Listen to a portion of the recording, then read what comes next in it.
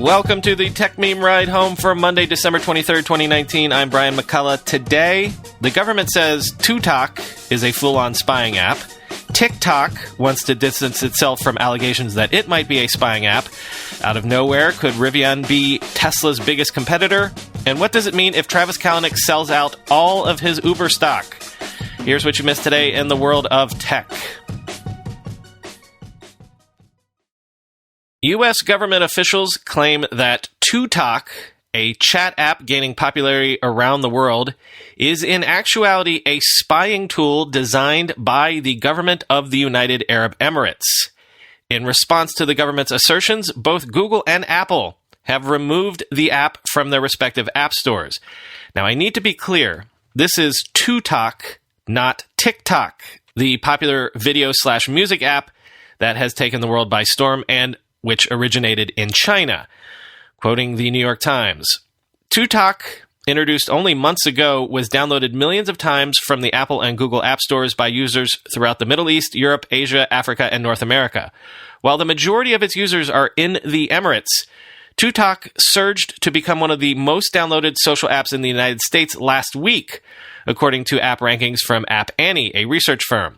According to American officials familiar with a classified intelligence assessment and a New York Times investigation into the app and its developers, it is used by the government of the United Arab Emirates to try to track every conversation, movement, relationship, appointment, sound, and image of those who install it on their phones. A technical analysis and interviews with computer security experts showed that the firm behind TikTok, Breach Holding, is most likely a front company affiliated with Dark Matter, an Abu Dhabi-based cyber intelligence and hacking firm where Emirati intelligence officials, former National Security Agency employees, and former Israeli military intelligence operatives work. Dark Matter is under FBI investigation, according to familiar employees and law enforcement officials, for possible cyber crimes. The American Intelligence Assessment and the technical analysis also linked TikTok to Pax AI, an Abu Dhabi-based data mining firm that appears to be tied to Dark Matter, end quote.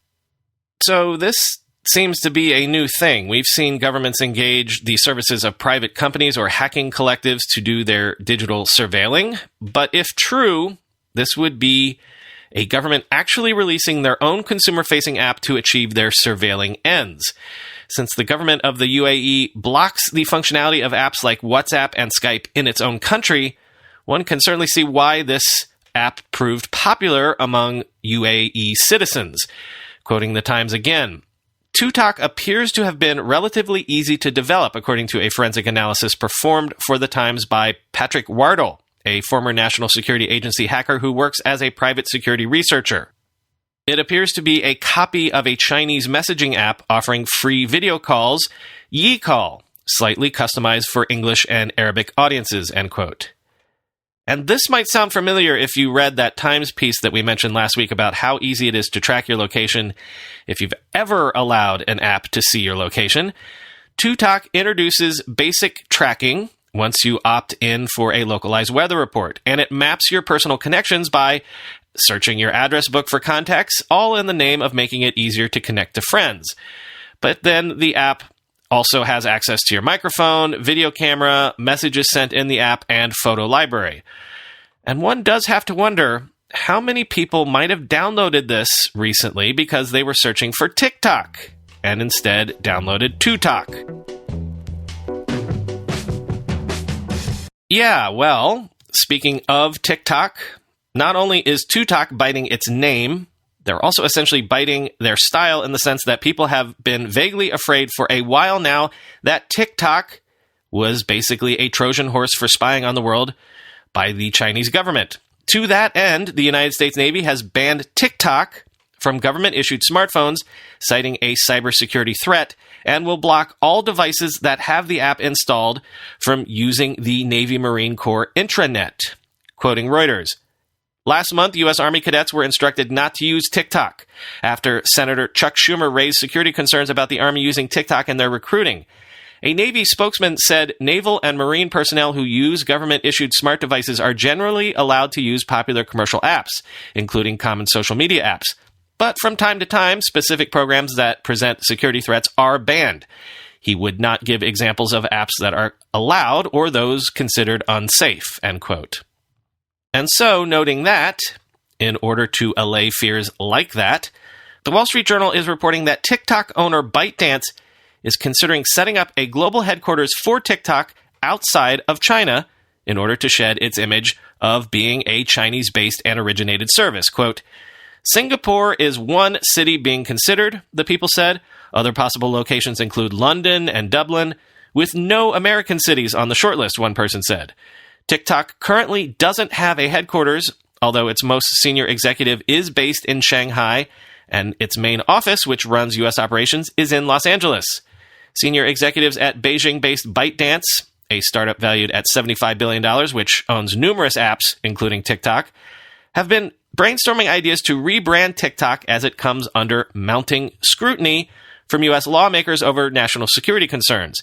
A headquarters outside of China would also bring TikTok closer to growing markets, either in Southeast Asia or Europe. The move to establish a global headquarters outside of China has been discussed internally for months, one person said. However, the effort is, quote, only accelerating because of the things happening in the U.S., the person added, referencing the recent scrutiny of TikTok there, end quote. So, as we enter the 2020s, it's basically pick your poison. Download an app and fear that a government somewhere is surveilling what you do in order to surveil and repress you, I guess. Frankly, if all of these allegations prove out, I'm kind of surprised it took governments this long to get into this game. Or download an app and fear that some creepy ad company somewhere is using it to surveil and profit off of you. Welcome to the future, I guess, or the present. As someone said on Twitter, we're definitely in a cyberpunk reality now. Fantasy sports and betting company DraftKings is going to go public via a reverse merger with a special purpose acquisition company called Diamond Edge.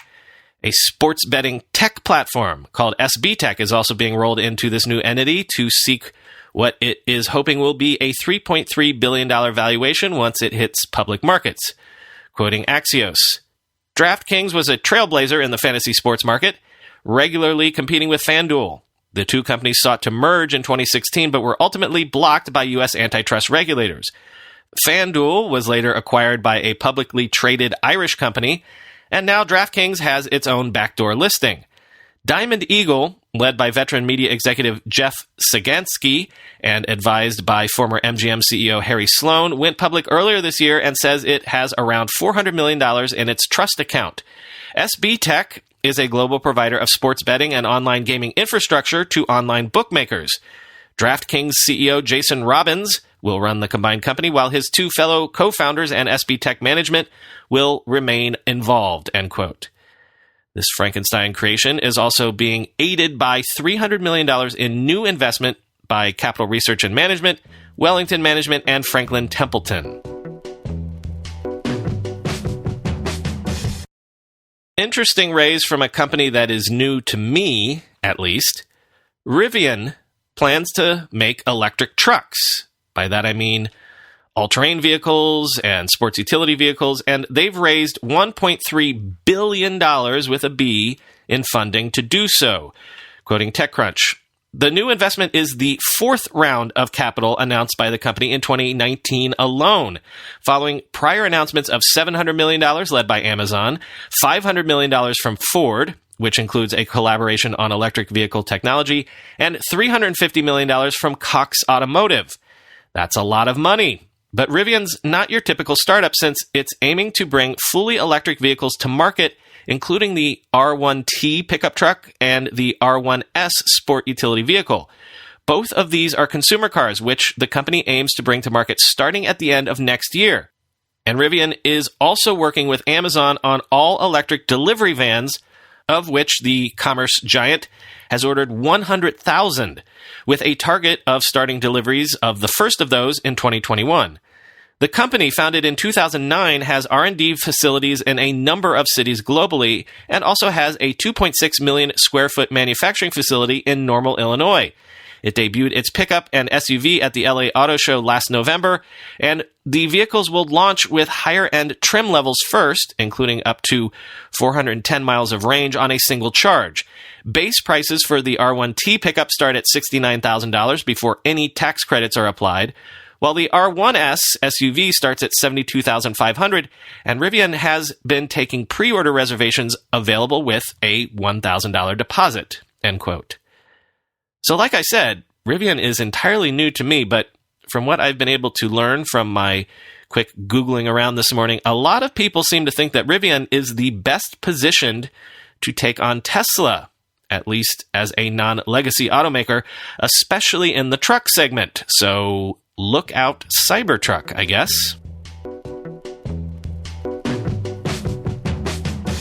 We know that Travis Kalanick has not been involved in the day-to-day of Uber for some time now. He has still been on Uber's board of directors, though, but for how much longer even that state of affairs lasts is kind of up in the air, because it turns out that over the last few weeks, Kalanick has cut his own ownership stake in Uber by more than 90%, quoting the Wall Street Journal. The co-founder of the ride-hailing giant has sold more than $2.5 billion of stock in the past 7 weeks, more than 90% of his stake, a pace that, if continued, could see him sold out entirely in the coming days. Mr. Kalanick, the former chief executive, was pushed out of that role by investors in 2017.